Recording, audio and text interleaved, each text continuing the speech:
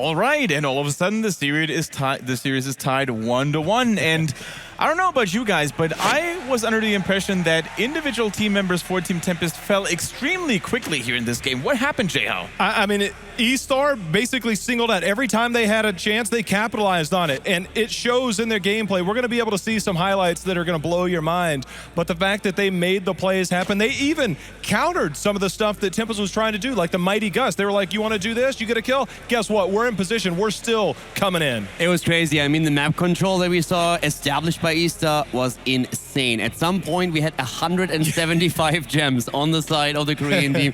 They just never could go into the middle of the map and turn them in. It was tough. I mean, every step of the way, eStar, no matter what happened, even when things looked dire, they still performed. It was, I can't wait to get to the replays, guys. Tempest are known for their team fight, but the Chinese teams are known for their rotation. What better map here than Tumo the Spider Queen to just kind of run around and try to catch somebody here and there and have the perfect map control in this one. Really, there isn't one. Absolutely, and I'm sure that's also going to be part of the first replay that Jay-How is now going to bring to you guys. Well, this is the part where I'm talking about we're going to see Falstad fly in. He instantly gets in position to try and get a Mighty Gust, and he's going to go ahead and throw that out. Or excuse me, that's where the barrel roll. They're trying to force him to fight under the towers. Now, this looks good early on, but there's a certain person named ETC. Now, let's roll it back and see how this played out, because right there you can see the mosh pit. But that is where this fight turns around. As we roll it forward, he is right in the thick of things. There's so much action going on all over the place, but the mosh pit comes out, catches to it, gets cleansed, but as you can see, Falstad walks right into it, catches two. On the backside, we do see Muradin very deep. The problem is that he's so deep, he's not going to have a way out. The execution, as you can see, Tiger diving in, everybody going in, full force, seven-sided strike, not enough. Muradin trying to back out, and this is something that we see once more. He backs out, but nice bone prison in by Azul, and this is going to lead them to come in and capitalize. The gems, I believe, do get picked up. Actually, they don't get picked up, but this is where they fought over and over again, and you just see the capitalization. Yes, they were in a bad position, but they fought their way out of it. It was a very awkward position, in my opinion. They had a talent disadvantage, and they still went in. And also, the use of the Wandering Keg and the Mighty Gust just seemed a bit off there. I mean, it felt like they were starting with the Wandering Keg, then Shen was like, help. I need someone to help me out here because this is not working. And then Falstad was like, I got you. That's 2 heroics down. They are talent down. 5 turns against them, and they lose more than they gained. There were a lot of comfort picks, by the way, in this drafting game. Lockdown was on his Falstad, his beloved Falstad, on which he's 9-0 right now, by the way, or was on 9-0 before this game. He's finally lost on it. But on the other side, Tiger loves his Falstad. Xiaoti loves to make everybody dance on the ETC. And that Tychus, they wanted it, they got it, and it worked for them. And maybe we get to see a little bit of Tychus action in replay number 2. I was talking about this backstage. Dredd came over to me and he said this could be the play of the tournament. We're going to get to it here in just a minute, but this is where the fight started to come into play. Look at, we have Greymane, everybody going in, but Sundering, 7-sided strike. The Mighty Gust just a little bit too late. It isolates the rest of the team. Let's pause it. 65 gems, guys. He looks fine. Muradin's fine. Muradin's unkillable. Rest of the team going this way. Let's keep the rest of his team protected. Let's go ahead and see what happens here. This is why you are here in the top 4. He's stunned. He's still alive. He's gonna be fine, right, guys? He goes, he creates a little bit of disruption, hops over, pause it. He's fine, right, Caldor? No, he's not. I'm going to show you why. This guy right here, Tiger. Now, as soon as Hong is going to go ahead and let's move it forward very slowly. I want you guys to see this. This is where, this is just so perfect. Totem, shield. Hey, Hong, we see you're trying to dismount, but guess what? There's a shield on this totem. Throws it over the wall, dismounts him, roll it forward. I want you guys to see exactly what happens. That is 65 gems. That is a dead Muradin 17 minutes into the game. The shield allows him, or does not allow him to mount there, keeps him from mounting. He's forced to go on a rotate. You'll see the camera come back down, and now he is all by himself. They rotate down. That is phenomenal play by Tiger on Rhaegar. And it looks very easy to do in slow-mo, but right? But when you are in the middle of battle, you have to react within split second, as you mentioned, Jay. I can't. When I saw that, I was going crazy, and then Dredd runs over. He's like, did you get that? And I'm like, yeah, I did. That was incredible, dude. I loved it. Shen also not really having that impact that he had in the previous game. The lack of Abathur was quite telling. Also, this time you're playing against a cleanse, of course, so you're not going to get as much value out of your barrel as you would in another game. And yeah, eStar just dominated with their wave clear in particular, the middle of the map. And if you deny turn-ins to your opponent, then that's just it on Tomb of the Spider Queen. First pick, Zul. Yeah, and all of a sudden the race for the grand finals has turned a lot more exciting. For now, though, we're going to let you know what the third battleground of this best of 5 is going to be. And of course, we see Cursed Hollow being chosen. A very interesting battleground. I mean, not being played as frequently as it used to be, but still, it allows for crazy and funky rotations, especially in late game. Absolutely. With the matches, being best of 5s, you have you have more options, I guess. You're going to see more maps, obviously, and with this map coming into play here, and one of the team being known for team fighting and the other one for rotations, we could be seeing eStar gain some more momentum and potentially doing really well as well. We talk about the Chinese bush meta. If you're looking to punish rotations, this is a good map to do it on. Another thing that already excites me is we have a 1-1, meaning we're going to see the fourth map, and that is going to be once again Towers of Doom. And if we get another tie, then it is going to be Garden of Terror, and that would of course be the dream here. And look at that, another Tassadar bun against DuckDuck. And which race did he play in StarCraft 2 again? He played Protoss with the High Templars. What happened here is they basically identified that force fields are still imbalanced, and they're getting rid of them right away. It didn't change. It did not change. Well, to be honest, in Legacy of the Void, there is new units that are pretty good, but in Heroes of the Storm, that force wall, man, is pretty scary. And they use it so well. I want to point out what this opens up, and a hero that we've seen quite a bit on the larger maps, particularly Cursed Hollow, is Zeratul. And when you have somebody like Tassadar to be able to have that Oracle for that vision, it takes that away. Yeah. So I think it opens the door. Obviously, I think a few more things need to play out in the draft, but I wouldn't be surprised if they try and at least gear or leave that door open later in the draft. And Tempest have to be worried about going into some kind of double warrior, you know? When you have a team that's so comfortable with picking up a Tychus and punishing, it's going to be very hard for them to live with this. Yeah. I mean, like, talking warriors. First of all, we started with that pick on Falstead. Now we have Mirrodin. Falstead with a huge value that he has on Cursed Hollow. He's like the king of Cursed Hollow. You have very nice mobility. You can fly in later tributes, allowing you extra soak for the team. The two bosses giving him, of course, an opportunity to steal them away, or at least control position around the bosses if you're going into the fights. What about Abathur here? Are we going to see It's possible. the slug life come out here and happen on this map? It is a fantastic Abathur map. If you play Abathur, this is the map to do it. Or Sky Temple. Those two are probably the most popular Abathur maps that we have in the pool right now. And I expect a Greymane to be picked up very early. And then when we have a Greymane, and Abathur is always an option later on in the draft to get that huge pressure during the team fights. I wouldn't be surprised if Tychus comes out again. You talk about putting the laser down anywhere around the tribute to be able to help deny it. Yeah. I think there's so much on board, but Greymane obviously being much higher priority than a Tychus. I love the call right here. Yeah, so Greymane is already taken, but you're totally right on that Tychus call. If you go for the laser, you have very nice control during the Cursed Tribute fights, and that is really important on a map like this. Tyrande was banned earlier in the previous game, in the second banning phase, I believe. We could see her come out here as well. Li Ming still an option, even though we haven't seen much of her. I just assume that Li Ming doesn't exist anymore because I haven't seen her in so long. Tyrande is actually a very good point that Todd raises now. Now, the reason that she was picked on the last map was that they were afraid of the rotations. With Zul already being picked, with ETC picked, Tyrande would have just been too much to make these rotations even more dangerous. But normally, especially when we're looking at the Western scene, Cursed Hollow was one of these maps, or is one of these maps, where Tyrande most of the time is being chosen because of the interrupt potential and the scouting potential. You see what happens at the boss, and you can interrupt tribute channels. But still, in this tournament, on this map, Tyrande sees like nearly no play so far. And eStar banned Tychus here, so they might be planning some sort of multiple warrior composition themselves. Tempest banned Uther with their upcoming picks here, and I mean they've already got Rhaegar themselves, so they're gonna limit the choices here in terms of healer for eStar and kind of bottleneck them into very few choices. Todd, you mentioned a potential double warrior comp for eStar this time. Which warrior would make a lot of sense going in with an ETC? I'm not sure.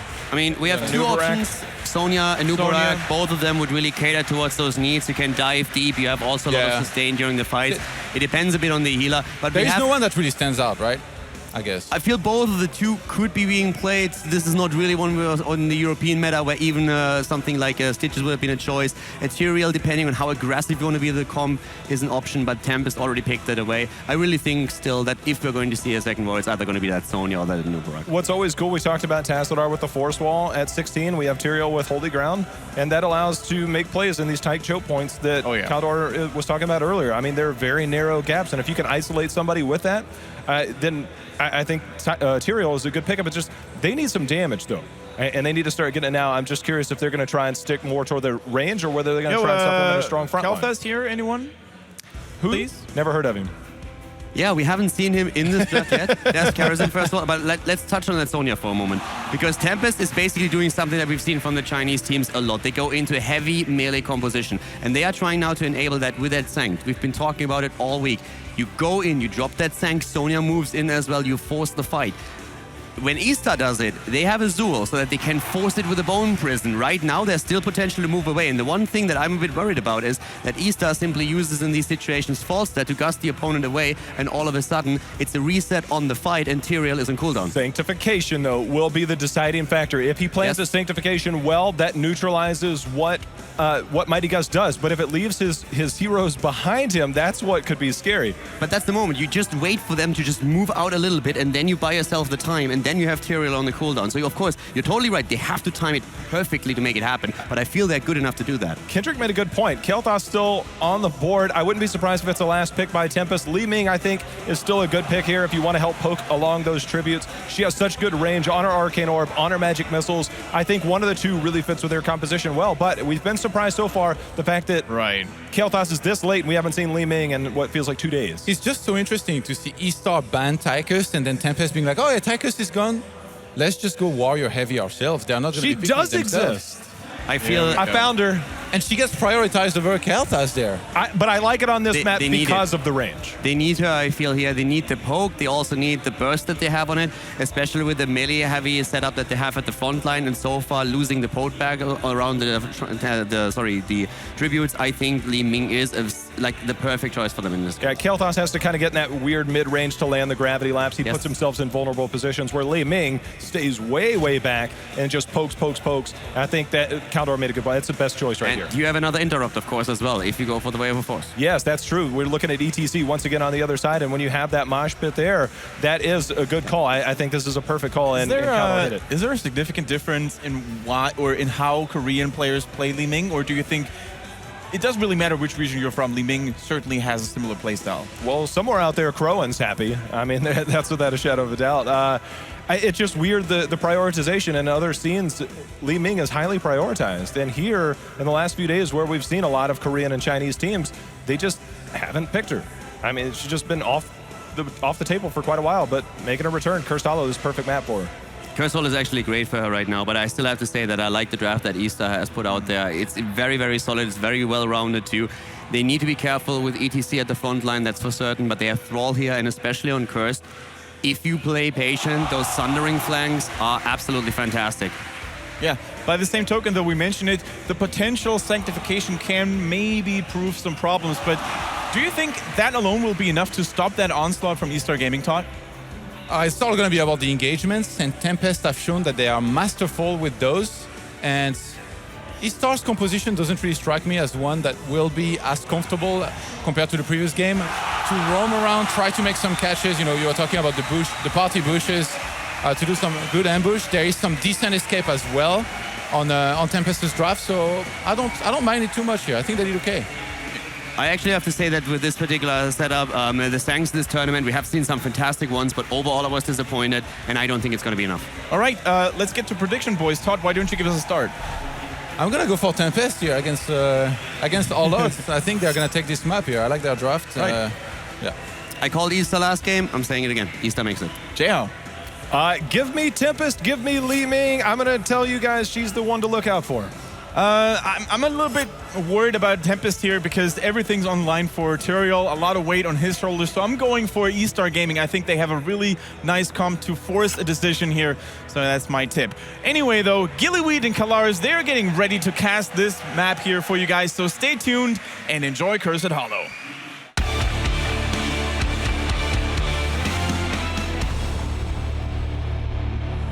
Thank you very much, Kendrick. Things are getting hype here at DreamHack Summer as we are about to get into game at number 3 between Tempest and eStar. What a draft between these two as well. Denials here and there, taking Tyrael away from it. I loved it. Let's get into game number 3 as we have, spawning to the left-hand side, it will be Tempest with Duck on Tyrael, Hyde on Rhaegar, Lockdown on Li Ming, Dami on Sonya, and finally Honkono will be on the Muradin. And in the red, we have Team eStar Gaming with Tiger playing Karazim, Zhao Ti on ETC, Jinxie playing Greymane, Nightja on Thrall, and Falstad played by Toomey. And yeah, you and I talked about how Tempest invested a lot into stopping eStar's Protect the Greymane composition, banning Uther, stealing away Tyrael. My question is, was it too much? And I guess we'll have to see.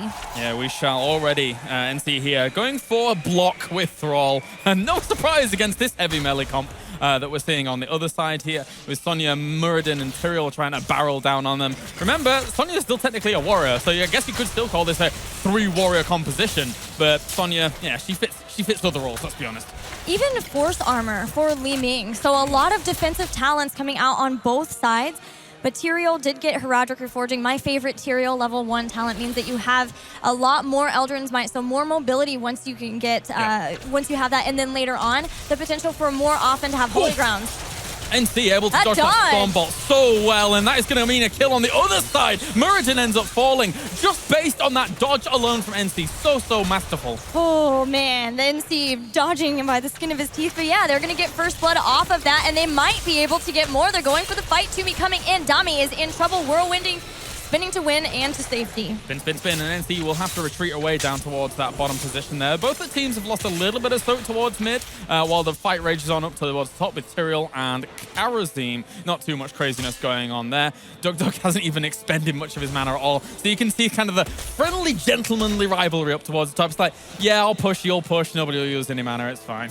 We're going to see a lot of people in lane, especially Toomey, as he has picked up Seasoned Marksman. So he'll be working on getting those stacks, so later on he can do a lot more, have more attack speed once he can get that activatable.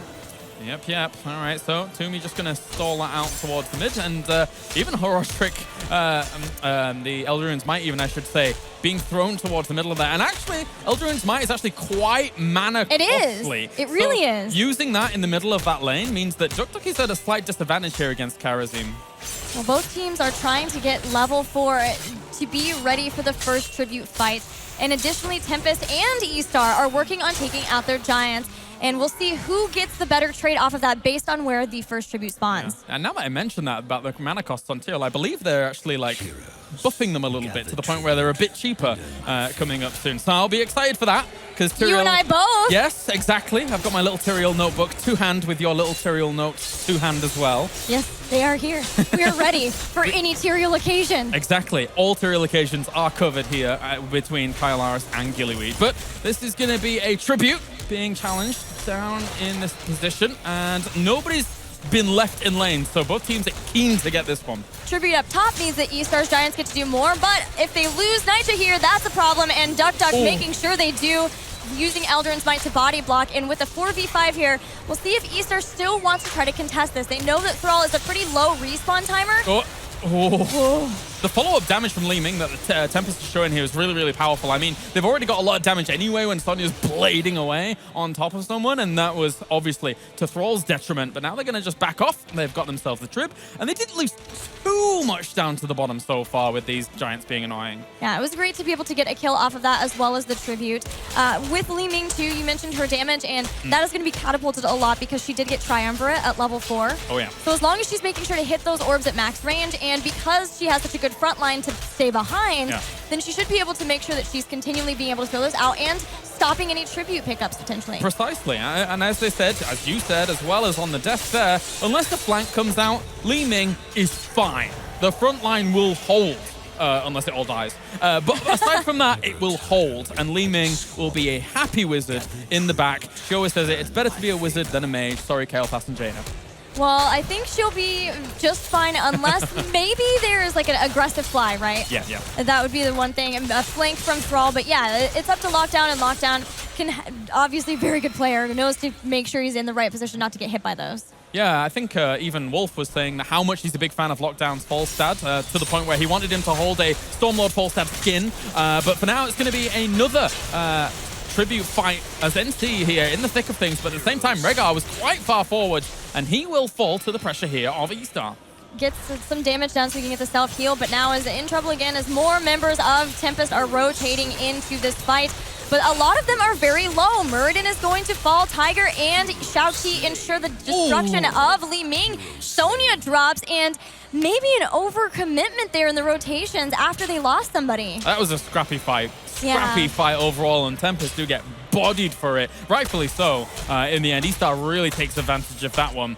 And they're just going to send everybody off to their lanes, capture this tribute. And the thing is, I really like that they delayed the tribute capture of that slightly, because with them sending everyone across the lanes now, they're going to be closer towards level 10, meaning that when the third tribute comes up, it's almost guaranteed for them because of the timer starting just as that tribute gets picked up. All right, they'll have their heroic abilities, which means they can get a free tribute, potentially even an early boss if they have that big of a lead. Yeah. They can get there, but Tempest trying to get back out into their own lanes, making sure that they don't get too far behind from experience. But that early fight, losing that many people this early on is a problem for sure. Yes, it is. Tempest not in the most comfortable position at the moment, but by far, when you've got Tyrael on this map, anything can happen. Holy Ground, level 16, very important to even contend bosses. Of course, Sanctification being very important as well. Here comes the tribute. Level 10's almost reached. They're going to try and go on towards Kumi. That's a nice little Stormbolt there to start things off. Does he have barrel roll? I don't think he even needs it. He gets away anyway. Yeah, he does have a well tap too. Members of Tempest now are just going to push up here in top. They know that they can't really get into the tribute fight, despite the fact that it's in a good position for him. And Li Ming is at least delaying for a while, but members of eStar are coming up here, and Duck is going to fall again. Yeah, Go for the Throat was already used there by Shinxi. That's going to be 2 going down here. eStar playing like stars here to start off this third game, I should say, here in this series. Tempest has had very good rotations in some of the games that I have watched, but one of the times that I saw TNL be able to take a game off of them in the series where Tempest ultimately won was when TNL kept up with them in rotations and caught them trying to do too much. They had Li Ming in the bottom, delaying ETC from picking up the tribute. eStar realized that, hey, not everybody is here. Obviously, they're up here because Falstad is hanging out with them, so let's just send people up and we can get kills off of it. And they have been the ones who have been able to capitalize on the mistakes of Tempest. Yeah, Hyde was doing what his name suggests, hiding for a little while down towards the bottom for potential flank, but Tempest wasn't quick enough to rotate around to maybe push the 3-man of eStar away or get a kill. So eStar just backs on out. They're fine. ETC towards the mid was very close to Muradin there for a moment, but he likewise doesn't really engage either. So as per usual, Shinxi has picked up Wizened Duelist at level 7, so he's building up stacks. He already has, actually I can't quite see how many stacks that he has, but he has about halfway there. And the thing is, normally they like to build these stacks with Uther and with Tyrael, and without being able to have those, these palms have got to be on point when they finally get into big team fights to make sure he stays alive. Oh yeah, definitely. He's about 12 or 15% at the moment in terms of extra bonus there with that, as you're mentioning. And we do have that tribute now being contested towards the top. A little bit of an advantage here for eStar. Ideally, they would like to delay this out so they could get 13 and then rival this.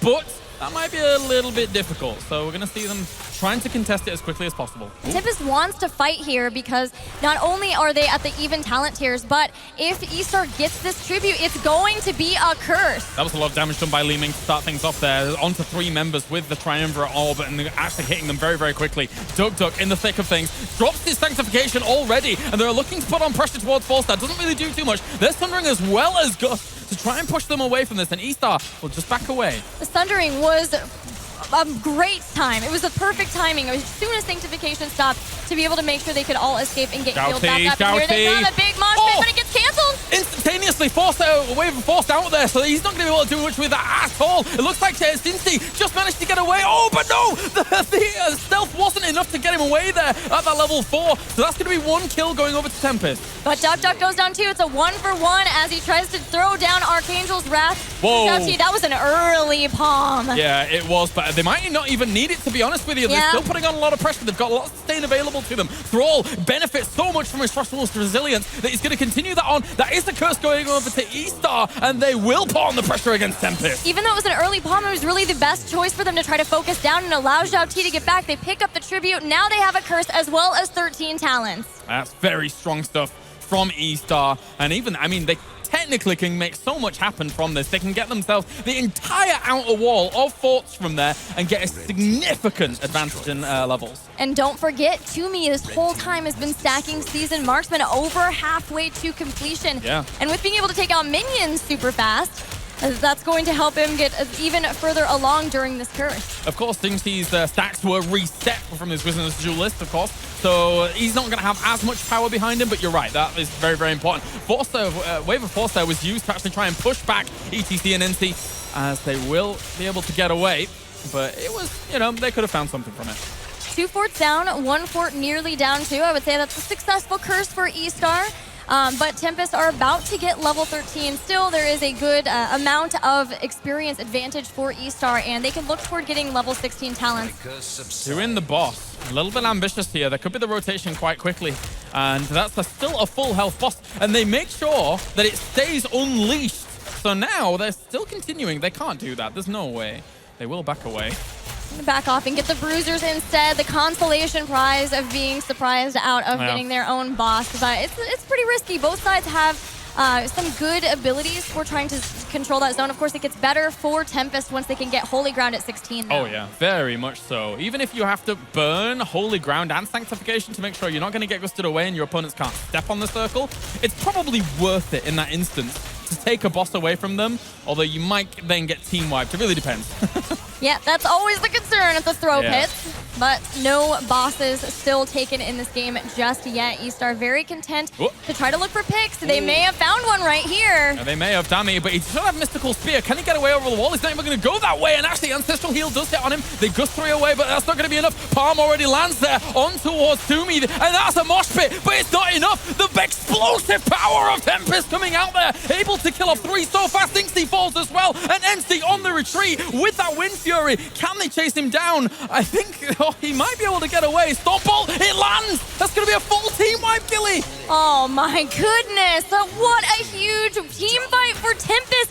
And it came down, we're going to actually look at it again because it was so crazy, but the mosh pit was canceled out by this great sanctification, and so they just threw down so much damage off of that. Even starting out, the Mighty Gust and the Sundering were kind of at a weird spot together, and it was around the corner, so they didn't get a kill straight off of that, but man, MVP of that fight, Duck for sure. Oh yeah, I mean, even on the other side, I mean, we saw Lockdown doing so much damage to ETC to force out that mosh pit from continuing because he just killed ETC. Right. That was got blown up under that, and it was a great mosh pit, but overall it wasn't enough. And it's exactly what Tempest needed. Now they've caught back up in experience. They have 1 tribute over eStar, and they have gotten 16 at the exact same time. Tempest are back in this game. Yeah, just based off that fight alone, what a fight coming out there. But it comes off the back of eStar's aggressive tendencies. They didn't necessarily have to go to that hard camp. They just wanted to furtherly extend their lead. As Tiger's going to Radiant dash in towards Hyde there, slowing him down. Holy Ground's already been used. Those 3 are locked in there against that. Sanctification's been used on Tyrion and Honkono. Trying to put on pressure against this. Li Ming, look at that, blinking forward. Don't proc the palm on towards Karazim. And Lockdown still doing big damage on towards him. And he will end up falling down. Tyrion died off. That's a 1 for 3 at the moment. Tempest turning this game around, Gilly. Jinxie went back into the fight to help Toomey, and they got a kill on Li Ming too, but they still lost Toomey, and only 1 survivor for eStar. Tempest, with this 1 fight, is turning this game around, now winning the team fights, getting ahead in experience, and looking to get the first boss of the game. Absolutely and completely. And one thinks to yourself, oh, eStar, if they had that lead, just keep hold of it and don't go so aggressive there. It's allowed Tempest to get back into it as quick as 1, 2, 3.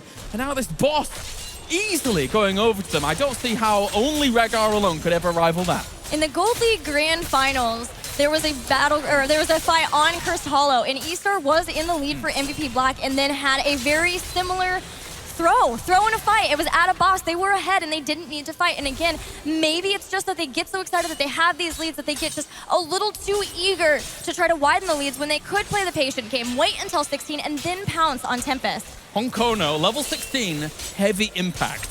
So now he's stunning things with his Dwarf Toss, not even going to give him the axe. which has become a little bit more popular now. Not even going for Stone Form. He just wants extra stuns as they're going to end up moving forward here. Honkono, will he actually jump forwards? No, he will not, to try and get that lockdown. No pun intended, as Tumi's going to fly away down towards bottom for a moment. And of course, 16 is such a big power spike for Tempest. They have Mirror Ball for Li Ming. It's a lot more damage. And Nerves of Steel for Sonya. So now she just gains so much more survivability, and they're trying to make something extra happen with this boss. Dami gets Ancestral Heal, though. A bomb goes down on Nitya. Not going to pop it. They're not going to pop it. And actually, NC is going to actually move away there for the moment. They did get Sonya during all of that. Sanctification is going to be activated as well to try and push on against this. The boss is still there, still vibrant, as Tiger goes very low, and Lockdown blinks in with Calamity there to try and get the finish off. It's 2 for 2 at the moment, though, Gilly. It's 2 for 2, but with the false ad kill, Tempest makes it 3. They bring down Greymane too, Oh my and God. now it's only Xiao Ti left in a holy ground, gone. keeping him from getting back. They're gonna team wipe eStar. Oh, and they're going to get this keep as well. Tempest. Oh my God, the turnaround in this game has been phenomenal from them. They get 1 team fight win, and then they don't drop the ball. 2 more team fights afterwards. 4 kills, 5 kills. What a game by Tempest. And with that now, looking at their Storm talents, they've taken down a keep, and there's a tribute up, allowing them to get a curse on their own side, put further pressure toward eStar. That's it. Everything lines up so beautifully for them now. And it all began here. All began in this location. And easily they will be able to take this one. Delaying the tribute as well. They're so confident about this that they're going to allow this to push just a little bit further whilst this tribute gets secured. eStar is like, we are never invading the Bruisers again. No, because ever. That one move alone has basically put their entire series in jeopardy. Yeah. If they are not able to take this map, which they were in such control of, Tempest right now is pushing in such a way, they've left it for Li Ming at the back to secure because they're so confident about their position in the front spot. Yeah, they are going to be able to get not only a tribute, but Giants to push along with in this bottom lane. Of course, the structures are not firing during this curse. And not even Repulsion taken at 20, it's Talrash's Elements. So Lockdown is looking for massive blow-up potential from his entire combo, and it will work wonders if they're not careful here, as long as he's mixing up which spells he's playing at each every single time. No, I mean, if they can just get through a mosh pit by dealing damage, the Sanctification has been there. ETC may go down here before he even gets a chance to mosh. Oh, and they actually do force the palm there for just a little bit of extra damage coming in at the very, very end. And that will be a tower also falling. But look at this. Tempest moving in very, very aggressively on the right-hand side. ETC not there yet. But eStar got out away from the Sanctification, so now they do know that that is down. But it bought time for Tempest to take out the keep. Honkono, he looked on towards Tumi. He almost got him. He actually managed to get away there. And that's going to be a mosh pit covering 2 of them. Ancestral Healing going on towards 1, though. And back is Tumi here, trying to do damage on towards Lockdown. Doesn't quite get him at all there. And it will be not a lot of damage now coming out from Dami. So putting on pressure. They're going on towards Core here at Tempest. They're going to lose everyone. I don't know if they're going to be able to do this, I don't think they're going to be able to do it. Hyde is down, but they're trying to. Sonya is still up. Sonya has so much damage. They're going to get it. Tyrael is down. 1%, they get it. Tempest wins. They go up 2-1 in this series after the turnaround. And eStar have to be absolutely livid after the start that they got here on Cursed Hollow. I did not think they were going to take out that core at all, but it was Sonya still up. They focused down Rhaegar, but Sonya was still alive, and Sonya just can do so much to that core at that point. And eStar, how do you even keep your composure? How do you keep going and be motivated? I mean, let's talk about that core just for a second. Even small things like Tyrael's Holy Ground couple up for the perfect storm of events. And that wasn't intended either when it comes to the 10-name Tempest. They were able to block out them from attacking them around the core just to get that little bit of extra damage done. But for now, Gilly, we're going to send it over to the panel to see what they say about that fantastic game number 3.